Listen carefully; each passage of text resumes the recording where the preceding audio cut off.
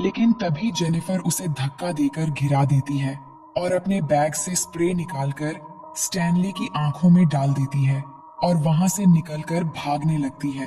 अब भागते भागते सुबह हो जाती है और रास्ते में उसे दो आदमी मिलते हैं, जिनमें से एक अर्ल नाम का वही बंदा भी था जिसने उसे चाबी दी थी। इसके बाद वो उनको सारी बातें बताती है।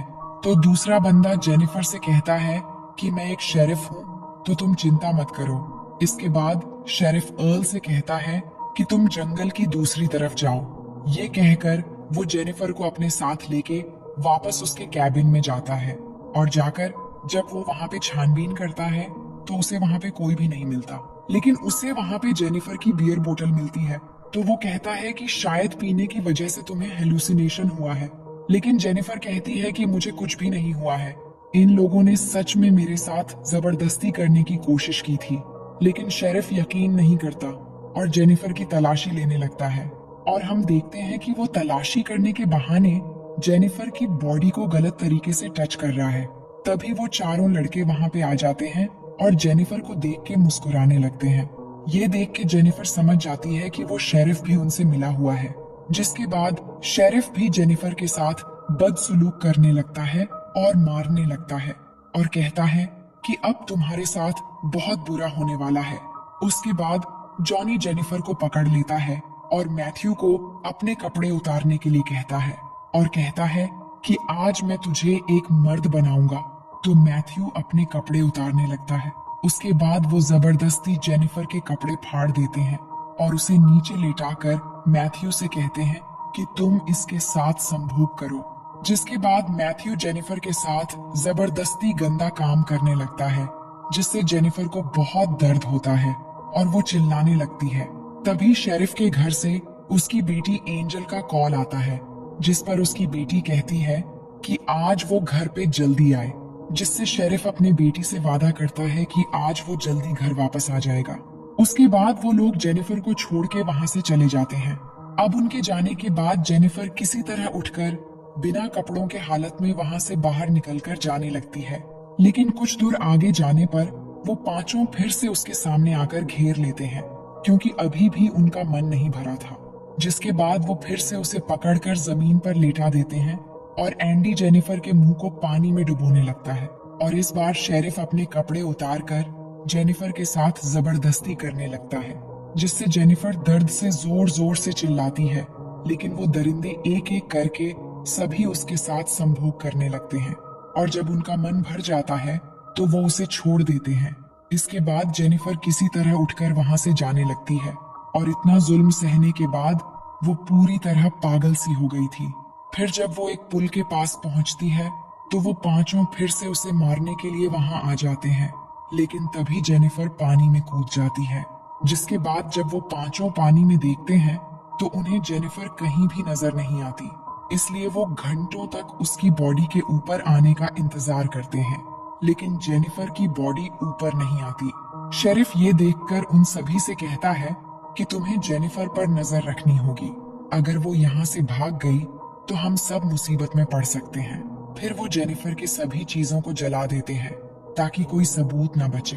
अब रात को शेरिफ अपने घर आता है और अंदर जाकर अपनी बेटी से मिलता है, जहाँ उसकी बेटी उसे सरप्राइज देती है कि वो ऑनर्स प्रोग्राम के लिए सेलेक्ट हो गई है। फिर अगले दिन शेरिफ अर्ल के पास जाता है और उसे उसकी केबिन की चाबी लौटा देता है। तभी अर्ल उसे पूछता है कि क्या वो लड़की यहाँ से चली गई, जिस पर वो कहता है कि हाँ, वो लड़की चली गई। अब अगले सीन में हम देखते हैं कि ये सभी अभी भी जेनिफर को ढूंढ रहे हैं, लेकिन उन्हें वो कहीं नहीं मिलती और वही मैथ्यू ने जेनिफर के साथ जो अत्याचार किया था, ये सब सोचकर उसे काफी गिल्टी फील हो रहा था। अब एक दिन अर्ल शेरिफ को कॉल करता है और कहता है कि उसे जेनिफर की बहन का कॉल आया था, जो कह रही थी कि जेनिफर अभी तक वापस क्यों नहीं आई, तो क्या तुमने उसके साथ कुछ गलत तो नहीं किया। इस पर शेरिफ कहता है कि नहीं, ऐसा कुछ भी नहीं हुआ, वो बस वहां से चली गई। अब अगली सुबह स्टैनली भागते हुए एंडी और जॉनी के पास आता है और उन्हें बताता है कि उसका कैमरा चोरी हो गया है और उस कैमरे में जेनिफर की वो सारी वीडियो क्लिप थी। ये सुनकर जॉनी स्टैनली को मारने लगता है और कहता है कि तुम्हें वो सब रिकॉर्ड करने की क्या जरूरत थी। अब रात को जॉनी जब अपने घर में होता है तो उसे अपने दरवाजे पर कुछ आवाज आती है, और जब वो वहां जाता है तो उसके दरवाजे पर एक मरी हुई चिड़िया मिलती है, जिसे देखकर वो सोचता है कि शायद स्टैनली और एंडी उसके साथ प्रैंक कर रहे हैं।